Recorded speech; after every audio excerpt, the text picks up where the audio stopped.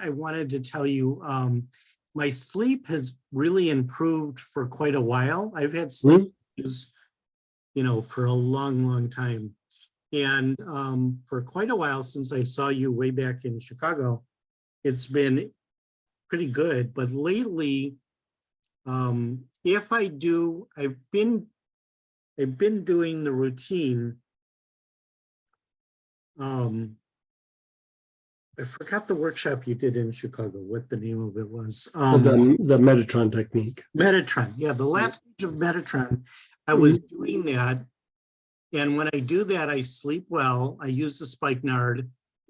And if I don't do that, when I originally was using spikenard, I would sleep well, but I'm not sleeping well. I'm listening to you talk on YouTube. So I heard you when I do my coffee baths, by the way, which I'm doing. And I use the coffee scrub, which I love. Oh, good. Yeah, that was really nice. And when I do that, I listen to you about the oils. I learned that I could take tarragon and spikenard and I think it was frankincense even internally. And I'm doing that, but I'm not sleeping well unless I do, a routine of inhaling oils. And I don't always have time. So I noticed that,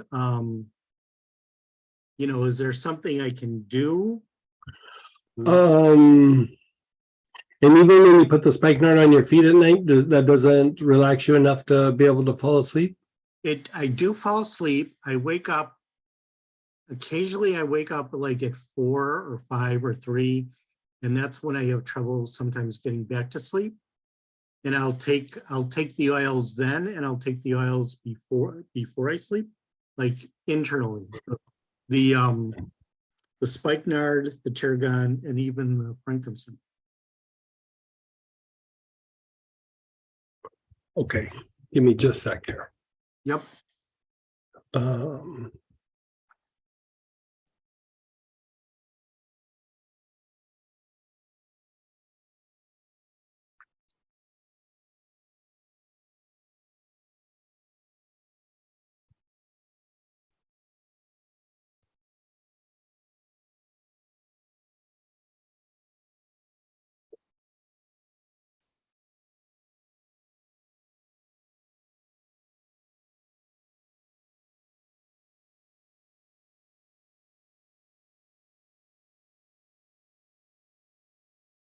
Do you have some form of Palo Santo, like Palo Santo or Palo Santo fruit?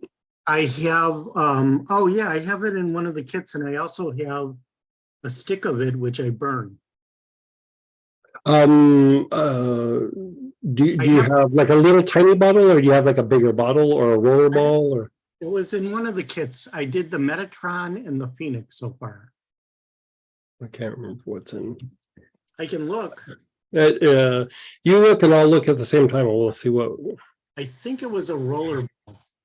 Okay, that's what I think too, but let me just double check. Yeah, it's a roller ball.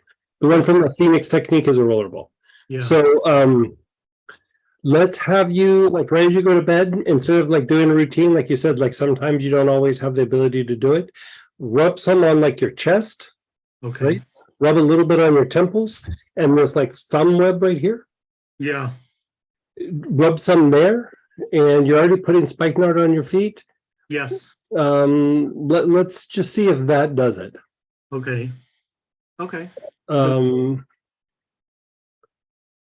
Yeah. Yeah, and the thing is like what we're trying to do there is stimulate what we call the anabolic state, which is happening while you sleep.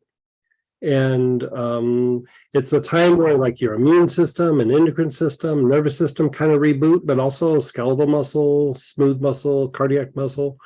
And that time in the morning is usually when you would be hitting that anabolic state. You know what I mean? Like by the time you went to bed. So that makes me think like something's happening and it kicks you out of that state and you're just not able to go there. Spikenard's already taken you there, but let's amp it up a little bit with the Palo Santo. Okay. And then the other things, And leave it by your bed, and if you wake up in the middle of the night, go roll a bunch on your chest and just see if you can go back to sleep. okay, okay, I'll definitely do that. And then, you know, what I also wanted to touch about, I'll just tell you three things, and then I'll go into these more deeply. So I've been feeling a lot of jumpiness lately, like a big need to soothe. And then I wanted to tell you, I've had energy issues, fatigue, Hmm. since I was like 9 and my mother died. I Oh, felt yeah. this weight. I think I was 8, I don't know, 8 or 9. I felt this weight drop into me like a month to 2 months before she died. Mhm, First, you know, telling doctors that doesn't mean anything. mhm. You couldn't do it. It's all energetic, I know. So I've had energy fatigue almost ever since then.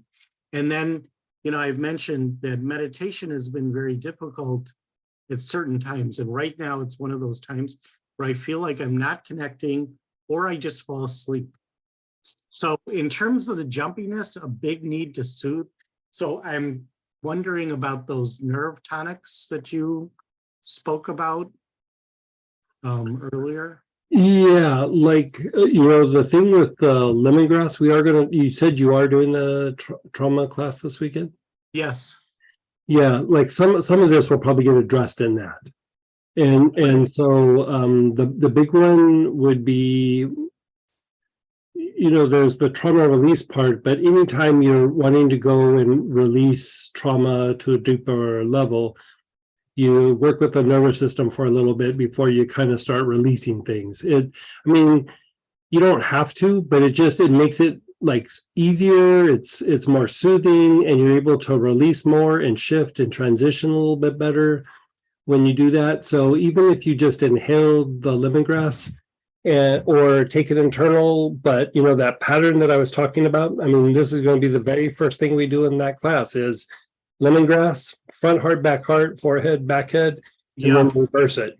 And every time, like sometimes you feel a little off, or you feel a little weird, or you feel a little something, but it's not like you could go, oh, my XYZ is bothering me. You just feel like odd, one of the things that I'll do is I'll do that pattern, or I'll take a few drops of the lemongrass internally, and all of a sudden things are better. And it's just, it can be sometimes just these imbalances that happen in the nervous system.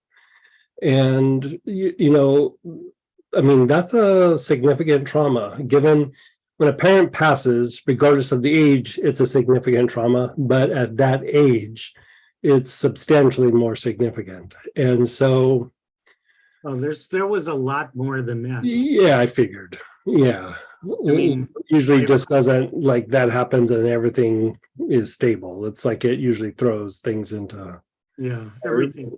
Yeah.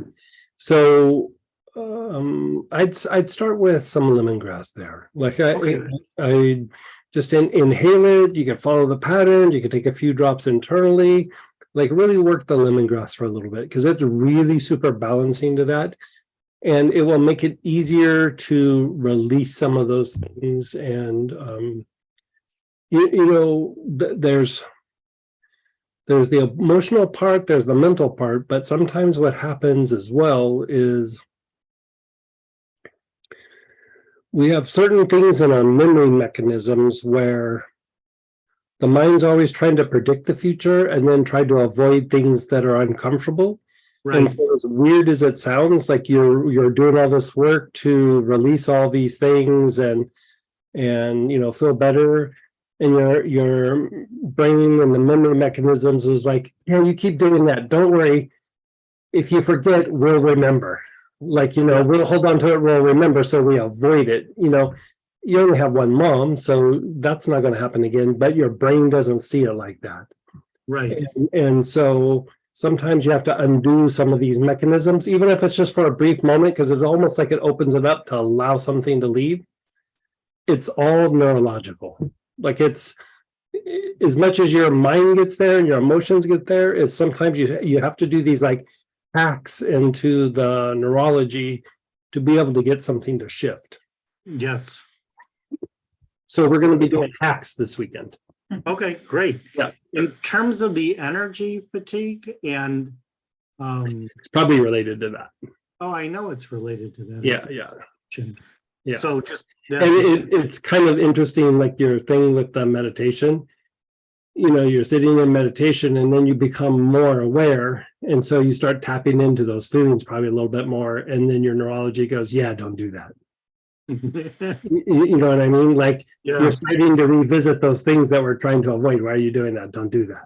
And so it starts to shut down some of your processes. okay. The coffee still helps all that, but we'll be getting to it a little bit deeper on the weekend. Okay, super. I'm so looking forward to that. Yeah. Thank you.